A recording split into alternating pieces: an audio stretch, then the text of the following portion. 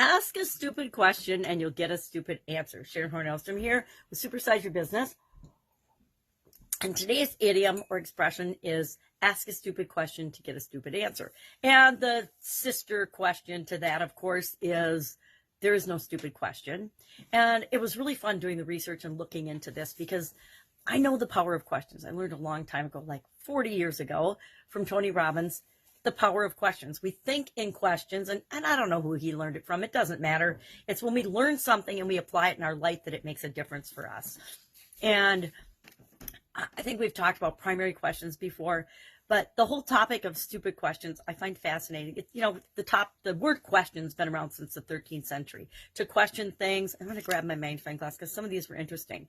A question of whether something was a question of something or not came around in the 15th century. Undoubtedly was meaning, to ask a question, undoubtedly was in the middle 15th century. No questions asked came about in 1879. And to be out of the question, 1700. To be in question, 1610s. And the question mark was actually developed in 1849. So it hasn't been that long that we've actually used question marks and asked questions in any area or aspect of our life. But the truth is, we're always asking questions. We're always evaluating. We're always judging. And we're always questioning everything that we hear, see, or that all of our senses bring into us to evaluate them. And we automatically, on a subconscious level, ask questions like, is this important to me or not? Is this dangerous or not? What's the risk of this? Everything we do, everything we say, we ask in questions. Is this pen red or is it pink? Is this pen black? We see a pen and we're like, oh, is this a black pen? Because I need to sign something in a black pen. Now, as someone who's been told they asked a stupid question before, depending on the relationships you have and the businesses you're involved in and what you're doing, you might be told, hey, that's a stupid question. Or when people think that a question is stupid or ridiculous, they will say things like, well, that was a stupid question. Or if you ask a stupid question, you're going to get a stupid answer. If you ask a silly question, you're going to get a silly answer. But again, is a question really stupid, or is it our desire to understand something? I know I've probably asked a lot of stupid questions in my life in other people's opinion, but I ask them because if I'm thinking it, chances are hundreds of other people or thousands of other people, if you're online, it could be millions of other people, are thinking and wondering the same thing, but no one's asked the question yet. I think that's why there's so much engagement in question posts that are asked in whatever social media networks you might or might not participate in. So how do we apply this to building and growing and supersizing our business? And again, Confucius was the one that said there's no stupid, or, all the way back to Confucius, the idea of no stupid question. Carl Sagan made it popular as well. There's a whole lot of famous people that have been associated with the topic of questions because we are questioning machines. So I like questioning frameworks. I think I've shared before the who, what, where, when, why, and how is a journalistic framework. Not whatever you feel about journalists. The way to get to the facts about something I learned a long, long time ago back in high school, you ask who, what, where, when, why, and how. And that served me very well in building and growing and supersizing different businesses because it makes sure I consider the different things and the different perspectives and the different topics that are important. Every decision-making tool and analysis tool I've ever used is based on questions, right? It's based on questioning. All the lessons learned are we ask ourselves, what did I learn from this experience or this situation? And we move forward with the knowledge of an experience we had. Maybe it wasn't a great experience, or maybe it was a great experience. Good experiences we want to repeat in our businesses. Bad experiences we want to learn from so we don't make the same mistakes again. So curious today, excuse my throat.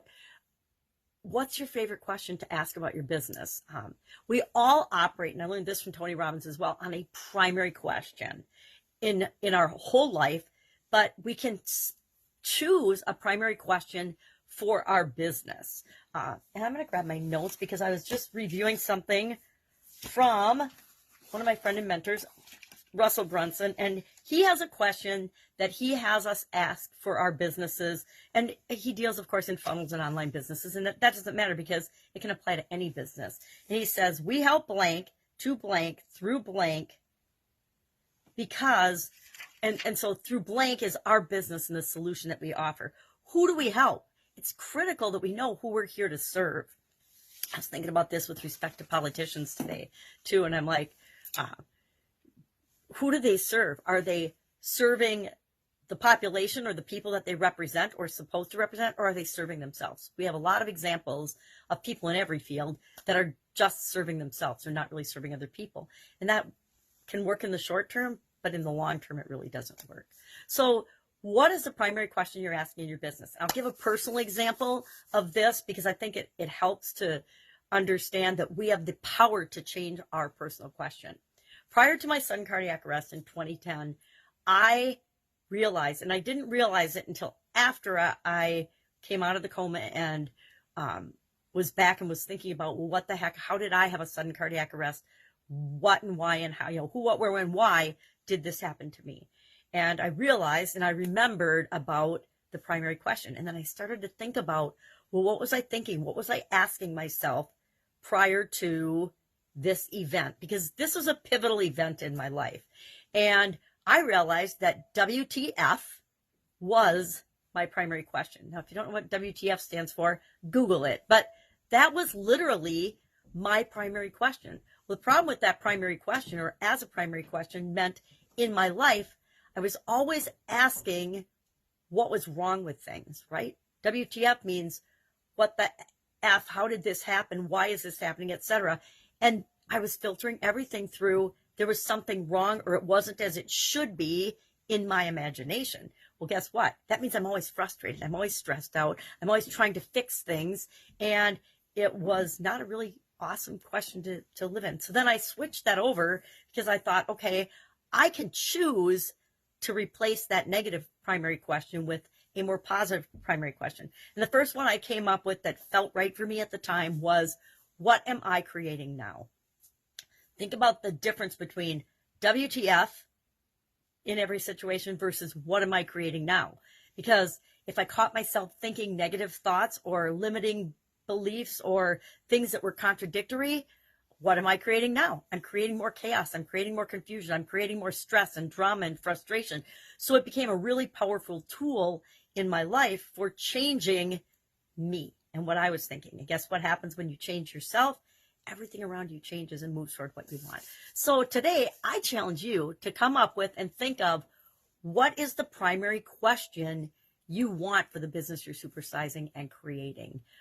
And maybe I'll share mine tomorrow. Anyway, have an awesome day. I'll, of course, be with you tomorrow. Keep asking those questions because I personally believe there's no such thing as a stupid question. Bye.